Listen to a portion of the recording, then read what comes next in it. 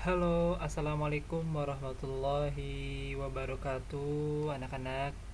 Pembelajaran Jumat 13 November 2020. Bagaimana kabarnya kalian hari ini? Mudah-mudahan kalian sehat selalu ya.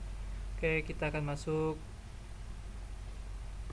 mengenai pembelajaran hari ini. Pertama, perubahan wujud benda.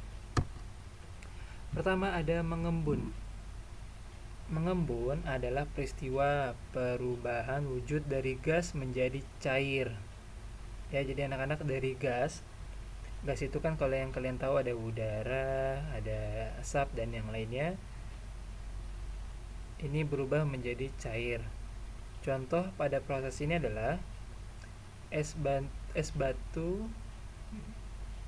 disimpan di dalam sebuah gelas, maka bagian luar menjadi basah. Nah, kalau kalian lihat ya, proses mengembun itu ini ada apa namanya? Ada kaca ketika hujan. Karena udaranya dingin anak-anak, karena udaranya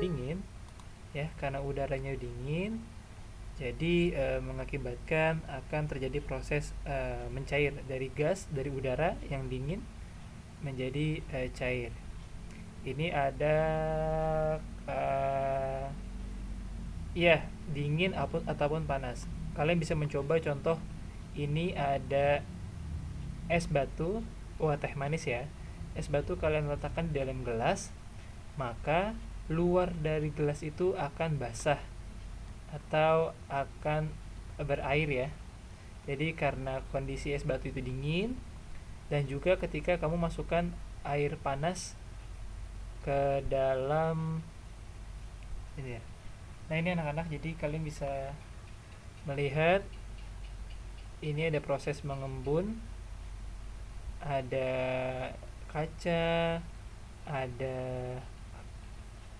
daun ya, ada daunan. Ketika kalian mungkin sedang apa namanya, kalau setelah hujan atau kalian pergi ke daerah dataran tinggi, daerah pegunungan ya, pagi hari itu kalian akan melihat embun di daunan. Karena udaranya dingin, kalian akan terbentuk yaitu berupa cairan karena dari udara. Lalu juga es ya, es batu. Lalu selanjutnya anak-anak, ada yang namanya peristiwa menyublim. Menyublim merupakan peristiwa perubahan wujud dari zat padat menjadi gas. Contoh ini kalau kalian pernah lihat di rumah kalian atau di lemari kalian, ada yang namanya kapur barus. Ya, bisa lihat kalian di kapur barus yang disimpan di dalam lemari. Untuk apa? Agar aroma di dalam lemari ini tidak bau ya. Nah, anak-anak, benda yang tadinya padat ini kapur barus ya, nanti lama kelamaan dia akan habis ya,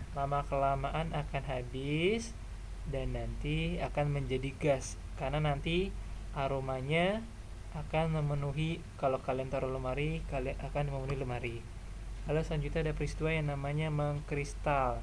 Kalau mengkristal ini anak-anak, jika suhu udaranya sangat dingin ya, jadi terjadi ini, jadi perubahan gas menjadi padat. Gas menjadi padat itu tadinya karena udaranya dingin ya. Contoh misalnya kalian melihat butiran salju di langit yang tadinya merupakan tetesan-tetesan air, karena suhu udara yang dingin akhirnya menjadi kristal. Jadi menjadi butiran salju. Jadi butiran-butiran air ya, ini menjadi kristal karena suhu udara yang dingin. Atau bunga es yang menempel di dinding freezer. Kalau kalian buka kulkas tuh bagian atas, kalian akan melihat bunga-bunga atau apa namanya, pengkristalan ya anak-anak. Lalu selanjutnya kita akan masuk awal mengenai satuan waktu. Kemarin sudah satuan panjang, satuan berat. Sekarang kita perlahan masuk ke satuan waktu, dan nanti kita akan kembali mengingat dan melatih tentang satuan-satuan sebelumnya. Kali ini kita akan mempelajari terlebih dahulu satuan waktu. Ada abad, tahun, bulan, minggu, hari, jam, menit, detik. Anak-anak, dalam waktu, ya kalau kalian dalam waktu dan terutama di dalam ini ada gambar jam ya. Jadi kalau di dalam jam itu ada yang menunjukkan jarum yang pendek hitam ini disebut dengan jarum jam. Jika yang panjang warna hitam disebut dengan jarum menit. Jika yang pendek disebut dengan jarum detik. Anak-anak, dalam satuan waktu di sini ada kalian perhatikan ada keterangan 1 menit itu sama dengan 60 detik. 1 jam sama dengan 60 menit.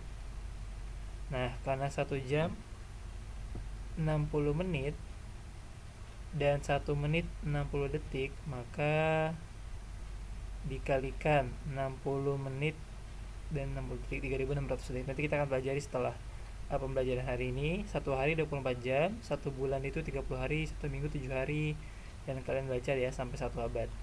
Anak-anak, kembali lagi mengenai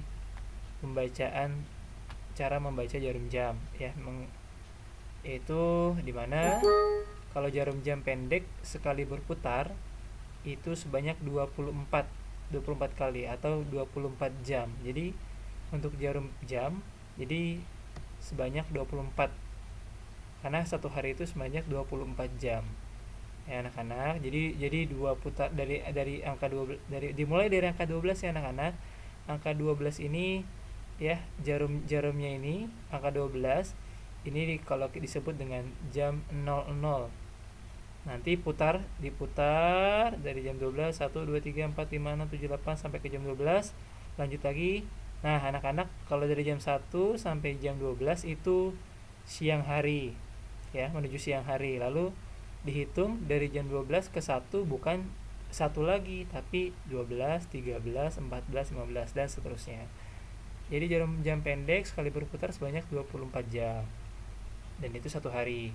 Dan jarum menit yang pendek hitam sekali berputar lamanya 60 menit. Kalian bisa hitung 60 menit itu dari garis-garis ini ya. Garis-garis tepi nih yang pendek-pendek di pinggirnya. Kalian hitung sebanyak 60. Yang panjang setiap satu putaran ya, itu 60 menit. Dan nanti jarum pendeknya akan bergerak jika sudah satu putaran. Bergerak maju ya, bergerak ke. Lalu selanjutnya jika jarum panjang yang warna merah yang tipis, panjang tipis, sekali putarannya lamanya 60 detik ya. Dan dia akan menggerakkan, kalau jarum menit setelah satu putaran akan menggerakkan jarum pendek jam. Nah, kalau jarum detik juga akan menggerakkan jarum panjang yang warna hitam. Jadi saling bergerak ya anak-anak. Nah, jadi ini ada ringkasnya 1 hari 24 jam, 1 jam 60 menit, dan 1 menit sama dengan 60 detik. Nah, ini kembali mengulang cara membaca jam. Jika jarum pendek di angka 2, maka dibacanya menunjukkan pukul 2. Kalau jarum panjangnya, panjang hitam ini menunjukkan angka 12, maka dibacanya bukan 12 anak-anak, bukan 12 tapi melainkan 00, karena itu jam 2 tepat. Nah, jika jarum pendek menunjukkan dengan tepat dan jarum panjangnya di angka 12, maka dibaca pukul 2.00 atau 2 tepat. Namun jika jarum panjangnya menunjukkan angka 1 setelah 12, angka 1 ya, setelah angka 12 ini, maka dibaca menitnya yang garis-garis tepi ini. Jadi menunjukkan pukul 2 lebih 5 menit ya, 2 jarum pendeknya, lalu 5 jarum panjangnya. Nah, itu saja anak-anak, ini cara membacanya. 8 lebih lewat 30 yang A, yang B 6, yang B 6 lewat 15, C 4 lewat 15, dan D 3 lewat 3 tepat. Itu saja anak-anak. Assalamualaikum warahmatullahi wabarakatuh.